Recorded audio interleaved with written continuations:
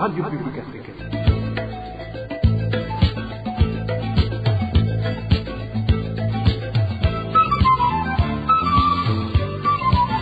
Radio Publique Africaine.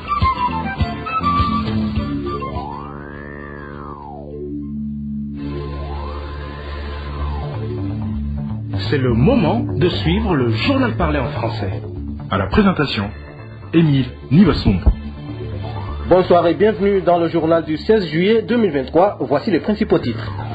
Les politiques dénoncent l'attitude des hautes autorités de contraindre la population à l'abandon des activités génératrices de revenus pour accueillir la première dame. Épitasse du MSD parle de colonisation. Léonce du Frodebou appelle au respect du bien de la population et de la nation. Vous allez les suivre au début du journal. Et les habitants de Mugui accusent les notables collinaires de privilégier des intérêts personnels. Nous allons également en parler. Au cours de ce journal, nous allons aussi parler des prix des tickets de transport qui ne cessent de grimper à l'intérieur du pays. Voilà pour le sommaire.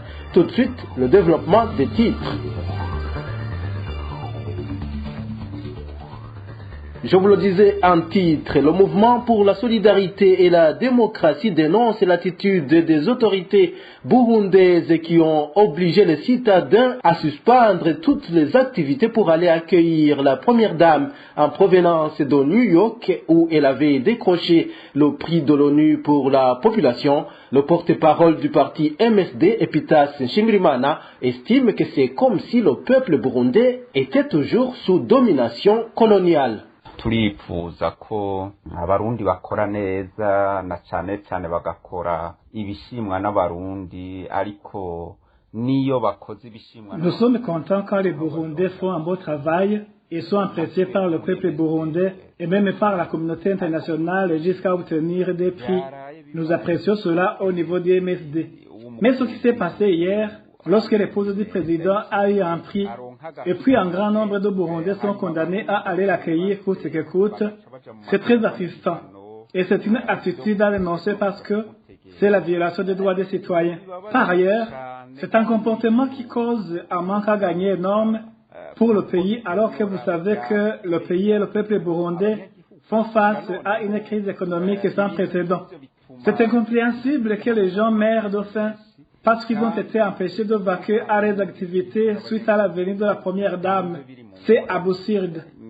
Ce n'est pas compréhensible que l'on oblige la population qui n'a rien mis sous la dent d'aller s'exposer sous un soleil accablant pour accueillir l'épouse du président.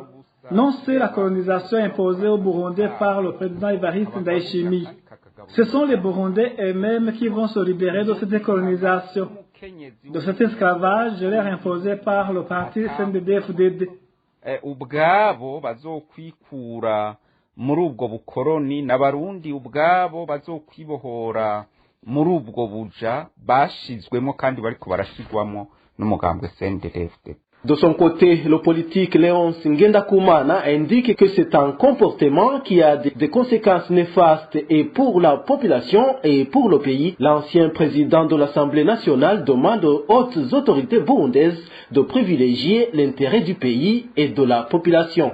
Nous avons appris avec joie, avec satisfaction, avec allégresse la bonne nouvelle que la première dame du pays, Madame Angeline Ndayishimiye, vient de recevoir un prix en faveur de la population, pas n'importe quelle population, mais particulièrement la grande partie de la population démunie. C'est un honneur pour elle, c'est un honneur pour sa famille, c'est un honneur pour toute la nation burundaise. Mais entendre qu'il y a certaines autorités administratives qui ont pris la responsabilité de suspendre pendant toute une journée toutes les activités socio-économiques dans la capitale de Bujumbura, qui est par ailleurs une capitale économique, ça nous a beaucoup frappé, ça nous a beaucoup impressionné. Nous n'avons rien compris là-dedans, dans la mesure où nous nous trouvons dans une capitale où presque la majorité de la population, si elle ne vaque pas à leurs activités, ne peut pas avoir de quoi nourrir sa famille, de quoi s'habiller, de quoi boire, de quoi se faire soigner. Et une telle mesure, c'est un grand risque pour la population qui y réside. Ça veut dire que la lutte contre la pauvreté devient difficile, la lutte contre le chômage devient difficile, la lutte contre la faim devient difficile. La perte pour le pays et pour les citoyens burundais, pour la population burundaise, est énorme. Quand ces marchés sont en train de fonctionner, ces magasins sont en train de fonctionner, ces boutiques sont en train de fonctionner, l'État récolte des impôts, l'État récolte des taxes, et ces taxes contribuent au bien-être de la population, soit par la construction des écoles, et la construction des centres de santé, des hôpitaux, des dispensaires, la construction des routes qui facilitent la communication. Alors, une telle mesure devrait être prise avec prudence, après avoir pensé au pays, après avoir pensé aux citoyens, et ne pas uniquement penser aux dirigeants du pays, mais penser à cette grande majorité de la population. Les autorités burundaises devraient consulter les lois en vigueur avant de prendre toute décision. Réaction de Frédéric Bamvuginyumvira, président de la coalition CEFOR Arusha, suite à la décision prise par le ministre de l'Intérieur, Martin Niteretse, interdisant l'enregistrement des enfants de pères inconnus. Selon Frédéric Bamvuginyumvira, ces autorités devraient arrêter de penser qu'ils avaient tout le pouvoir sur leur gouverner. J'ai suivi l'intervention du ministre de l'Intérieur où il s'exprime sur des enfants naturels. Et à propos, je voudrais émettre les commentaires suivants. Le premier commentaire, je dois me référer à ce qui est dit dans la Constitution. Et l'article 21 dit ceci: la dignité humaine est respectée et protégée, et toute atteinte à la dignité humaine est réprimée par le Code pénal. Et l'article 23 dit ceci: nul ne sera traité de manière arbitraire par l'État ou ses agents. Article 24 plutôt, toute personne humaine a droit à la vie. Maintenant, je pose des questions par rapport à ce que dit le ministre. Quand il dit que des filles qui vont mettre au monde ou des femmes qui vont mettre au monde sans préciser le géniteur de l'enfant, eh bien, que cette femme soit battue. Battre quelqu'un, c'est une punition. Et toute punition doit être réglementée. Il y a des catégories de punition. Et on ne peut pas décider comme cela, ça c'est mettre les gens au lynchage. Et si c'est puni par la loi, un ministre ne peut pas décider comme cela, comme s'il était au salon de quelqu'un. Pourquoi confondre la personne physique qui parle et le responsable qui parle? Les deux choses sont différentes. Il faut qu'il y ait une différence entre les deux, parce qu'il s'exprime au nom des fonctions qu'il occupe. Et il ne peut pas parler comme si c'était une personne qui s'exprime devant ses amis. On ne peut pas tenir de tels propos et laisser les rester impunis comme cela. Même les ministres, futurs ministres, un ministre doit être puni en fonction de ce qu'il dit, parce que de tels propos peuvent provoquer des crises dans le pays. Est-ce qu'il s'en rend compte? Deuxième élément, si un enfant naît, d'abord, l'enfant est innocent et il doit être inscrit quelque part parce qu'il est citoyen de l'endroit où il est né. Pour autant, son père est burundais, ou sa mère, ou son père, ils sont burundais. Si pour autant que cette personne, ou la maman, ou le papa est burundais, c'est clair. Donc l'enfant a la nationalité burundaise et citoyen burundais, donc il doit être protégé par la loi comme le stipule la Constitution. Donc c'est pas quelqu'un qui peut décider comme cela qu'il doit absolument imposer son point de vue parce qu'il est ministre de l'Intérieur.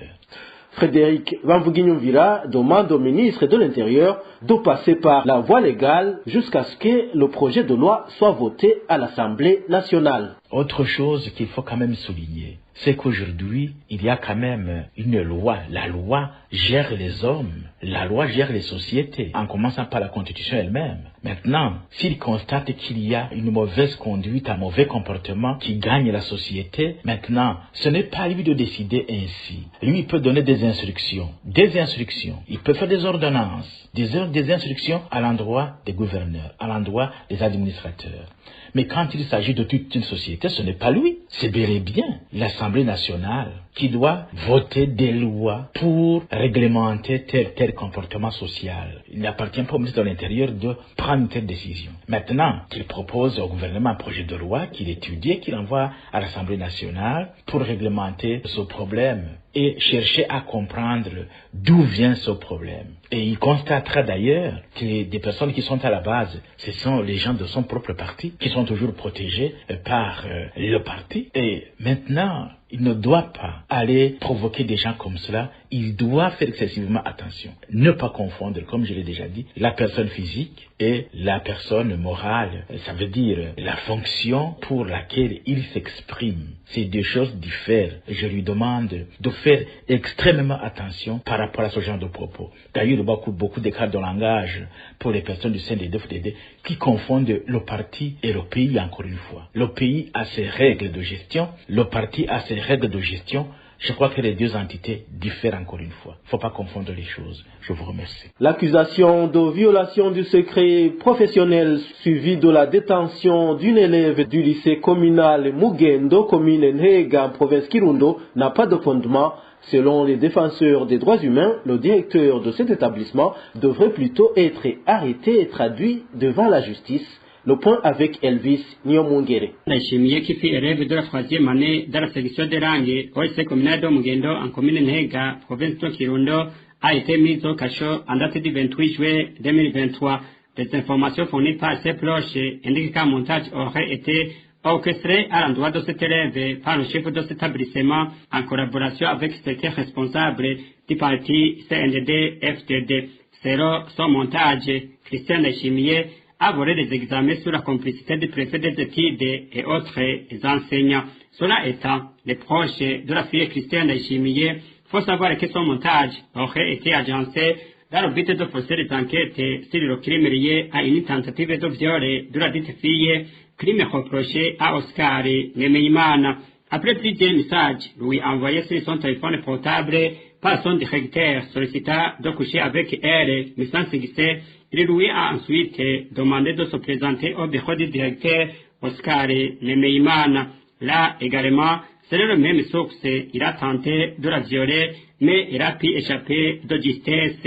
Cette fille a ensuite abandonné les études, même si elle a écrit différentes lettres d'alerte demandant d'être protégée. Rien n'a été fait. Les sources à Kirundo indiquent qu'Oscar Nemeyimana a comparé les responsables de l'éducation en province de Kirundo avec le directeur de l'éducation à commune Nhega et a accepté d'avoir écrit des messages sollicitant de coucher avec l'élève Christian Nemeyimana. Pourtant, la justice n'a rien fait. Oscar Nemeyimana a passé 4 mois en cachette, puis il a réapparu et continué ses fonctions de directeur du lycée communal de Mugendo. Le 30 juillet dernier, Oscar Nemeyimana a été interrogé par un officier de la police judiciaire à Kirundo. Il a été transféré à la prison centrale de Kirundo et ensuite libéré par le procureur de la République de cette province. Mercredi, le 12 juillet de cette année, le tribunal de grande instance de Kirundo a décidé de maintenir la détention de Christian Ndayishimiye après avoir changé son premier chef d'accusation en violation des secrets professionnels. Selon les hommes de droit, cette accusation n'a pas de fondement car selon eux, cet élève n'a pas de profession hormis le fait d'être élève. Ces spécialistes en matière de droit ainsi que les proches de Christian Ndayishimiye trouvent plutôt que le directeur du lycée communal de Mugendo devrait être arrêté et traduit devant la justice. Ce 16 juillet, le parquet de Kirundo a décidé de libérer provisoirement la fille Christian Ndayishimiye. Selon une ordonnance signée par Jean-Claude Ndemeye, officier du ministère public, Christian Ndayishimiye devra se présenter au cabinet chaque fois qu'il y a besoin. Dans un instant, nous vous parlons société. Les habitants de la zone Wuhaïra en commune Mugwi, nous sommes dans la province Cibitoke, accusent certains notables collinaires de privilégier leurs propres intérêts. Selon ces habitants, certains de ces notables exigent des pots de vin pour rendre service à la population. Les détails avec Eric Nyonzima. Tubanyitabazi Michel Nduwimana Evariste sont rendus à la tête du conseil de notables en zone de Buhayira de la commune de Mugwi en province de Cibitoke, selon des sources concordantes, les défauts de la pluie et le bon temps au sein du conseil. Ils ne voudraient même pas écouter l'avis des autres. Un des citoyens témoigne.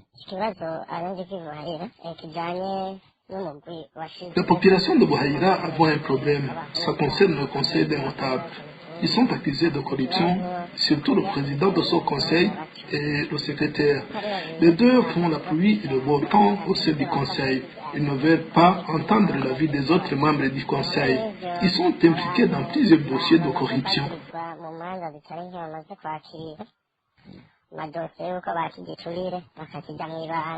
Cette situation aurait fait naître un climat malsain d'une part entre les deux membres, grands membres du conseil, et de l'autre entre le conseil des notables et la population.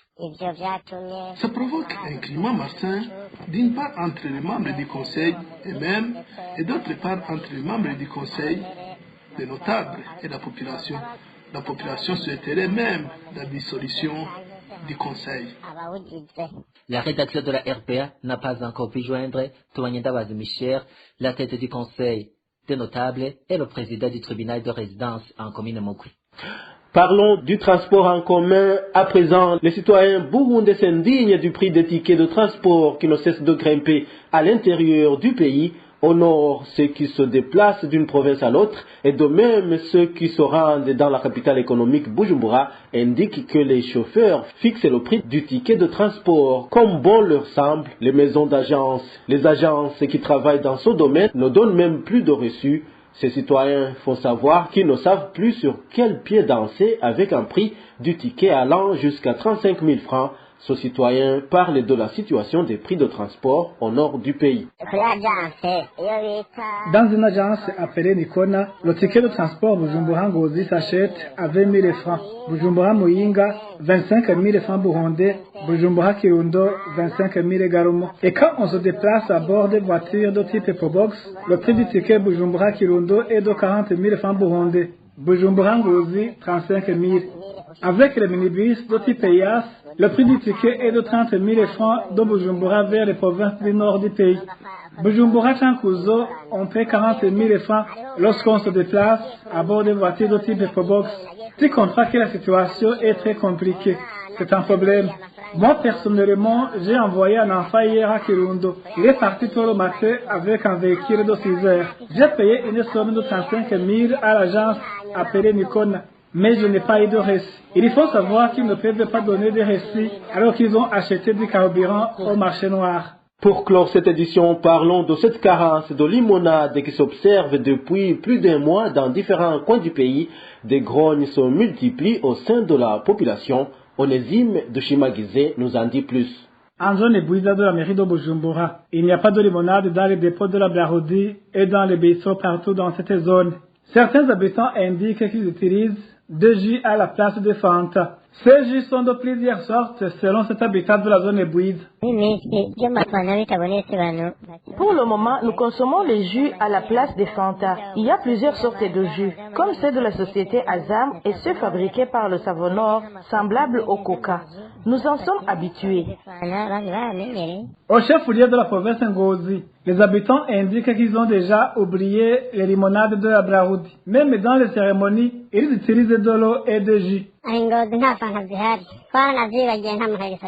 Ici, à Ngozi, il n'y a pas de Fanta. Nous en avons déjà oublié. On peut trouver quelques limonades une fois le mois. Dans les cérémonies, nous utilisons de l'eau et différents jus contenus dans de petits bidons en plastique. Même situation en commune Nyanzarake de la province de Makamba. Certains habitants de cette commune indiquent qu'ils consomment les jus en provenance de la Tanzanie, même dans différentes cérémonies. Ici à Nyanzalak, il n'y a aucune limonade de la Braroudi. Même dans les cérémonies des protestants qui ne consomment pas de la bière ou dans les cérémonies de levée de deuil où on avait l'habitude d'utiliser les Fanta, on utilise pour le moment les jus en provenance de la Tanzanie et d'autres boissons non alcoolisées comme énergie et malt. Cette pénurie de limonade de la Braroudi est aussi signalée dans d'autres provinces du nord du Burundi, du centre comme Gitega, de l'est comme Ruyigi et du sud-est comme Rutana. Les habitants de ces différentes provinces du Burundi demandent à la Braroudi de produire ces limonades en quantité suffisante, surtout pendant cette saison sèche, étant donné qu'il se déroule plusieurs cérémonies qui exigent la consommation de limonade. Voilà, c'est par ici que nous mettons un point final au journal du 16 juillet 2023. Merci à vous tous qui nous avez suivis. À la présentation, c'était Émile Nibasumba. Au revoir.